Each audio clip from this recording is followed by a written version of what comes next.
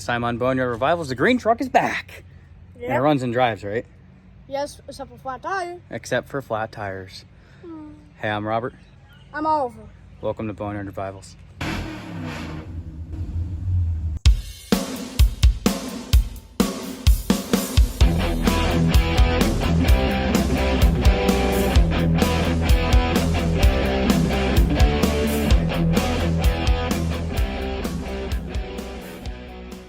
Hey, want to go for a ride in my square body? Yeah.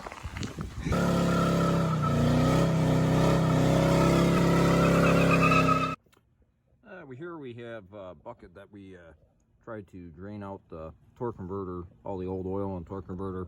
Probably, a little bit right there. You can see some metallics and everything that went through this whole system. So we'll have to flush out the torque converter if we want to reuse it, and also the transcooler. Okay, we got the center punch mark on our torque converter housing. Two halves welded together. This would be a procedure you would want to do if you're trying to flush your converter. You're on a really tight budget. At minimum, you should do this. I mean, you could get an aftermarket torque converter. Prices are ever increasing, but this worked well in that transmission for what it was, so I feel we can save this. Some torque converters you'll see that have been flushed previously. Sometimes you'll either see a weld mark or a plug threaded into it for a drain. We're going to make our own drain hole here.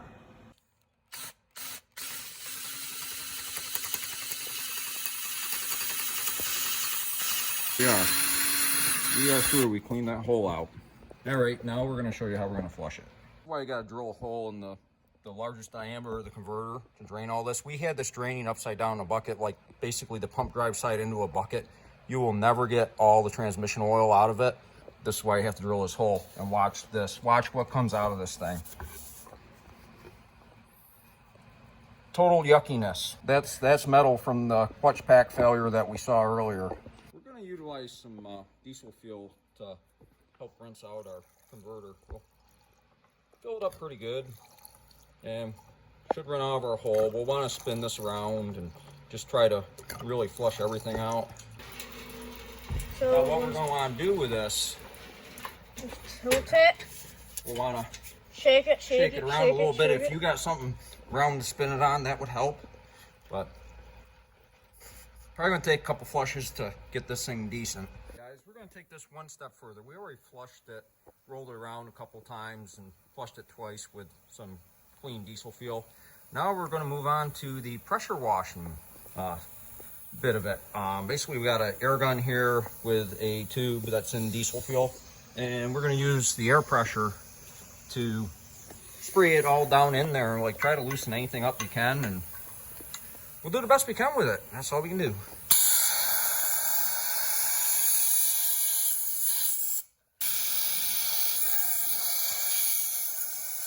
One very important thing worthy of mentioning, part of the reason we chose diesel fuel rather than gasoline to perform this flush procedure, when you're using this pressure wand, it atomizes the fuel in the air. If you're using gasoline, that creates a highly combustible situation where if your air compressor turned on and caused a spark, it could instantly explode if the concentration was good enough. Diesel fuel, you still have to be careful because of, there's a high energy content, but its flame point and flashability is much lower, so the risk is mitigated much better.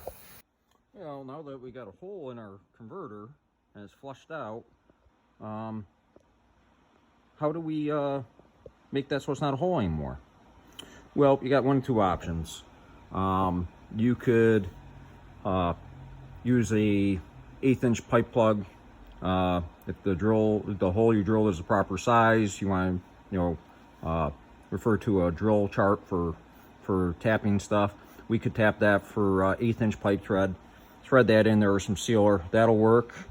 Or you can, if you have access to a welder, you can weld the hole shut. Either way, those are two things you could do there.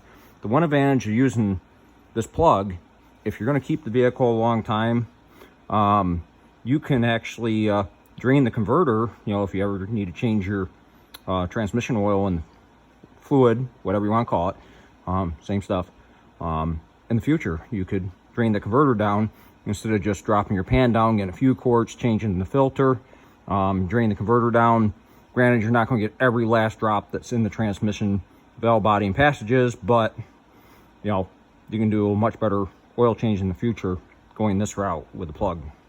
Okay, we looked at our tap chart that tells us what size drill bit we need to drill the hole, so we can install our threads for the pipe plug. It's calling for 5/16 drill bit for 1/8 27 tap. So we're going to use some verniers here, and we're going to measure the drill bits just to make sure that we don't drill it too big. Even you can go a tiny bit smaller if you want tighter thread engagement with your plug, which that's what I did. You see the decimal equivalent for the 5/16 is 0.3125. The drill bit I'm using is 0.309. That'll give me a little bit more thread engagement and lessen the possibilities for fluid leaks past the threads. We'll put some sealer on the threads as well, but you know, just things to think about. Okay guys, we got our 1/8 inch 27 tap ran through there. We got some threads going on there. We can install our pipe plug. Now, one thing that is worthy of mentioning, if you look into that hole, you see that there's something in there beyond the housing. That's going to be your stator. You do not want to install a plug so deep that the stator gets locked to the outside housing, because of then your torque converter can't do torque converter things. So yeah, there it is. Yeah, just be careful when you're drilling that you don't drill too far into that. Just a couple cautionary things. Take your time, make sure your tap starts straight. You shouldn't have too much problems. Now, will that hole be big enough for a very small magnet? You kind of put it in there, and oh yeah, we got some junk on the. All right, guys. Before we do our transmission installation, it's much easier. We got to flush out our cooler as well. We're going to use similar method to what we did on our torque converter. Flush that out, get all the garbage out of there. That way, we got a chance to make that thing live. All right, we're getting ready just to evacuate any of the leftover ATF that is contaminated out of our cooler. We're using an rubber tip blowgun to pressurize everything. Now, it may not be a bad idea to regulate your air pressure down, but yeah, we'll just give a couple short blasts and hope I don't get bathed in it,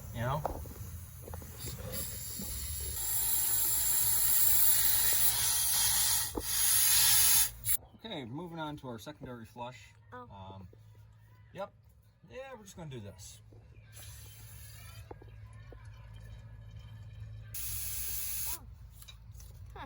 Okay.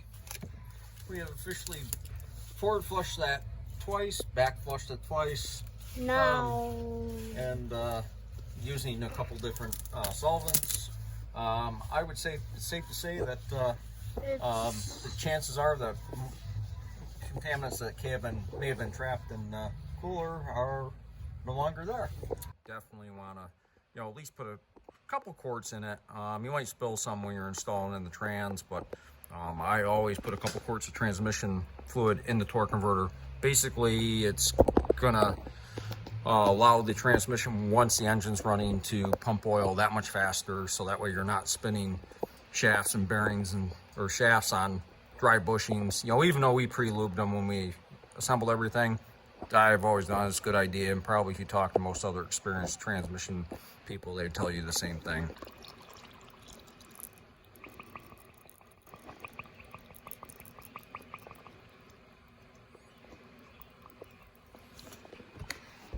Out. Oh, hey, Halloween. Okay, judging by this, we put about 2 quarts of ATF in our torque converter. That should be good. I mean, they'll probably hold closer to 3. One important thing to mention too, this is a non-lockup Turbo 350. They did make a version that was what they called the TH350C, which that did have lockup. Basically, there's solenoid that has an oil circuit, and when that solenoid opens, it will allow pressure to change inside your torque converter and a pressure plate to close, so that way there's no slippage in the torque converters. Direct drive, they did that for fuel economy.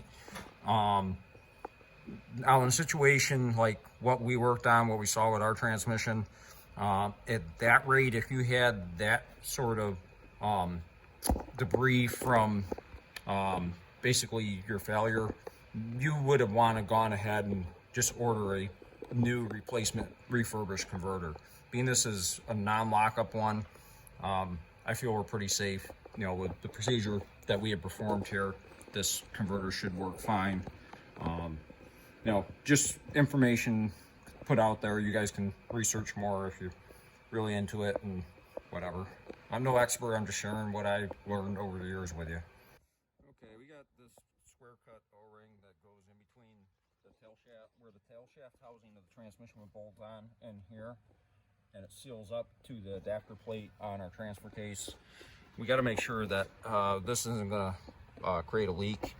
Sometimes you can grease these to hold them in place. We're going to put a little extra seal around there. It's going to act as an adhesive for us, plus promote better sealing. I don't like leaks. Yeah. And when we were coming together, we had a gap. I could get the bolt started, but something was hanging it up, and I just didn't want to jam on the bolts, because if it don't take much to break this case, that would be really bad. You know, we put all this work into this and then bust the case and then have it all for naught.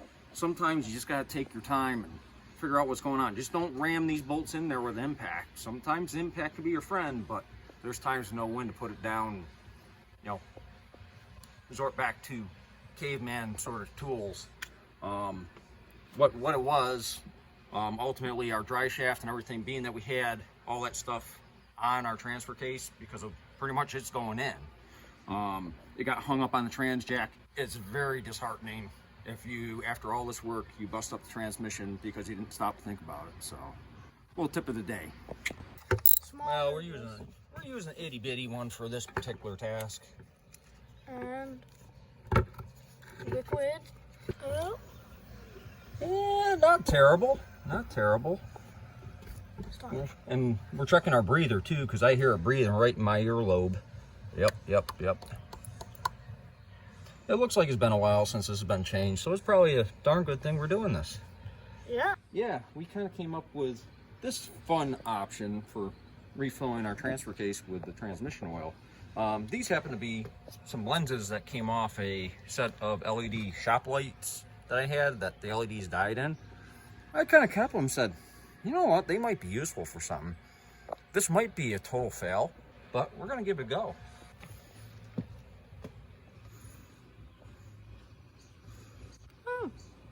Oh, look at that.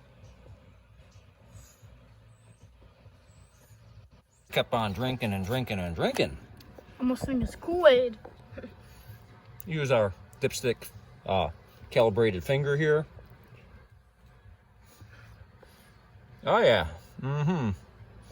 Yep, calibrated dipstick working perfect. The thread sealer that is on this from the factory, it is a Loctite paste.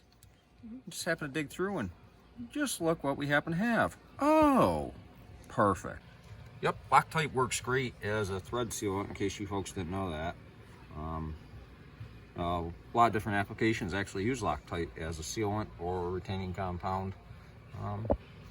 But there's all different stuff, and Hinkle's is a company that makes Loctite. They have a catalog, and if you look through their catalog, it actually spells out, you know, what a product's intended purpose is. So, you know, if you want, you could educate yourself a bit on that and, you know, help make your job go right.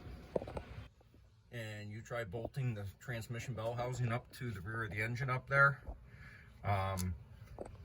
This can hang up and you could bust your bell housing. Usually on these GM turbo hydromatics, it's usually like 3 clunks you get to go in, and you got to turn it and work it. The one way I always try to check it too, once it's in there, I should never be able to fit my finger. Once the torque converter is fully installed, should not be able to fit my finger behind it. Obviously, once you bolt everything up, it's going to pull it forward, but it is critical that you make sure that you have it engaged all the way with the pump all the way in. Like I said, you usually hear 3 clunks. We're going to lift it up on there.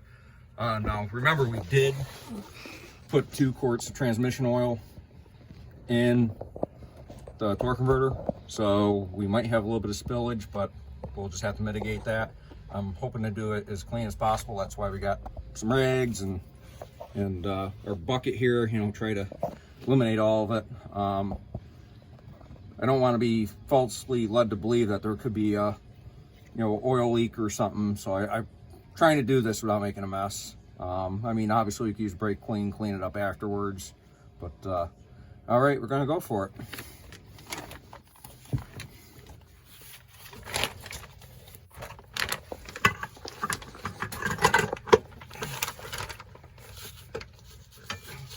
There's 1 clunk. You gotta wiggle it around. There's 2 clunks, and there should be 1 final clunk.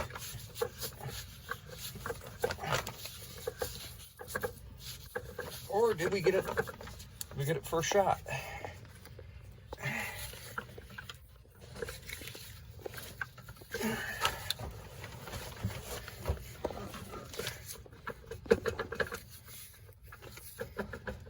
I think we got 1 more yet. Sometimes you really got to monkey with them. Get them go all the way. Now, one other important thing to mention, like say if you're putting automatic behind an engine, you're doing engine installation, anything where the engine might have been out of like a manual transmission truck, you want to check and make sure that the end of your crank does not have a pilot bearing, because you'll never get this. This actually locates in the rear of the crankshaft on the engine. So you know, if you're doing something like that, obviously all these exact components come out of this truck, so we know we have no problems. But just a little tip, you know, so that way you guys are doing this, or you know, parsing out one truck and, you know, putting a bunch of pieces together. But once we get a little closer, we'll address all that stuff and get it where it needs to be. Memories, huh? Yeah.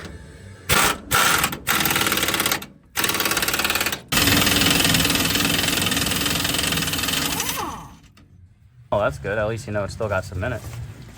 Like better than brand new, right? Yeah. I mean, it's got to be better than what was in it between the strip, you know, bolt and everything. So, junkyard parts for the win.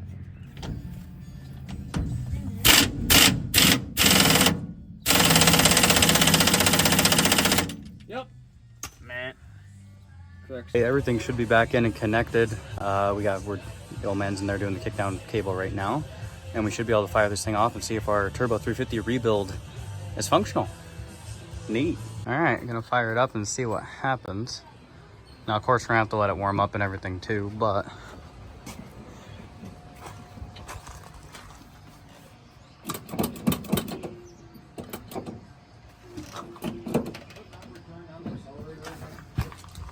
here, hit it again. Oh, no, it seems like it's back a little bit, don't it?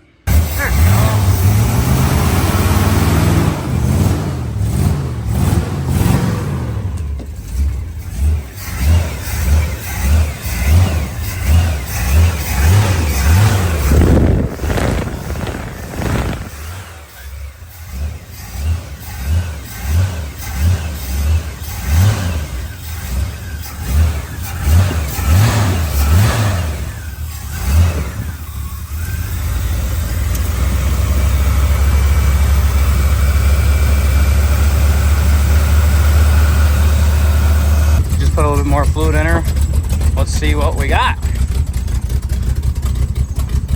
Yes, sir. Oh, look at that. It's got reverse. Hydraulics. Right down low. Oh, yeah.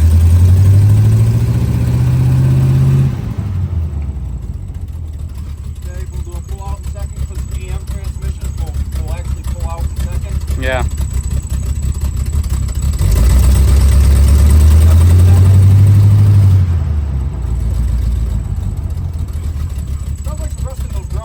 Yeah, you're just clearing it out.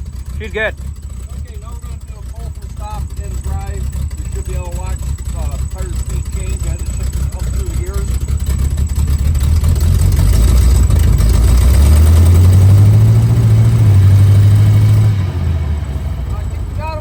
I think we do.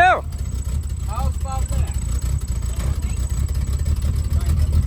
So drop it on the ground, take it for a rip now, right? Something like that. Looks like we're just about ready for a road test in the old girl, eh?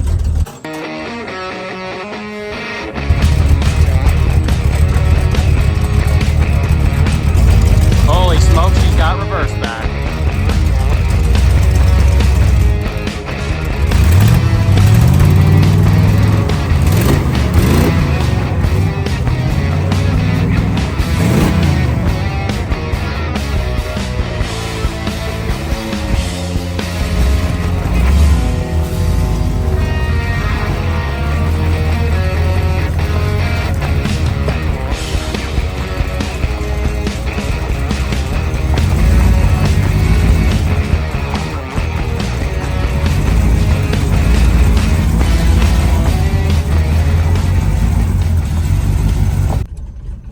Probably have enough room to swing that now. Like I said, just take the front of the Tahoe off, it's fine. Yeah, she needs to tune up next.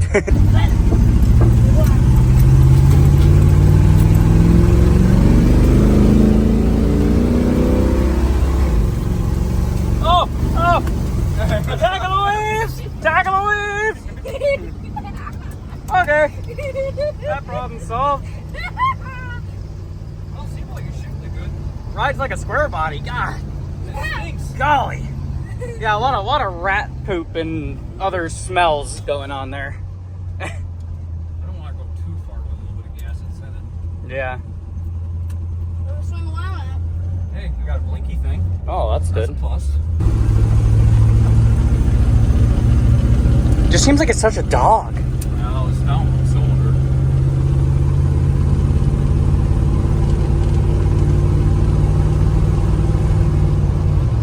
Power tour ready. Yeah, get rid of junk from apartments on this thing, maybe. Yeah, well, there's always room for upgrades. Just nice that it runs and drives again. Wow, does it ride terrible.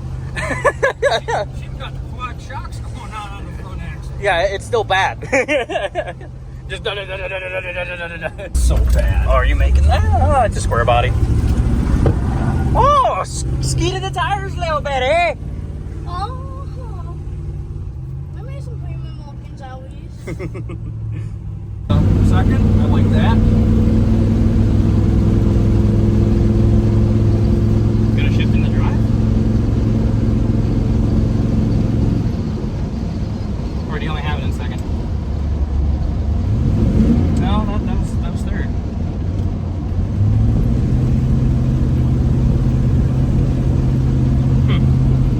Interesting. Yeah, it didn't seem like it's...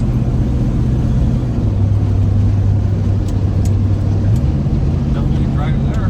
Oh, yeah, no, it was. Just the gearing in the 35 12 and a half's really confusing you. I think I need to adjust that at all. That seems. No, kickdown seems to be working good. Yep. We'll take it. Oh! Oh, yeah, she blew right out in the shade well. Well, interesting. Oh, this truck's a turd. Our fuel leakage. Oh, that's fine. It's custom. That's probably why it didn't want to go nowhere. Well, it looks like you're in for a time. We don't like these rims anyway. Oh, I got some smoke coming out there. That's just brake fluid, just pissing all over the drum. It's fine. She's smoking a little bit. It's good. Just, yeah, we'll drive it home. Okay. Well, this was to be expected.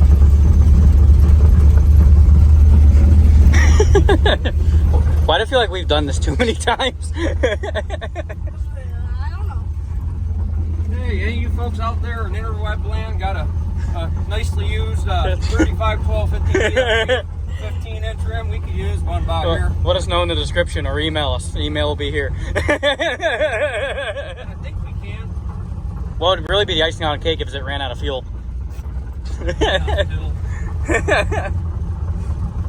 to get some little bit of gumption up. Rot.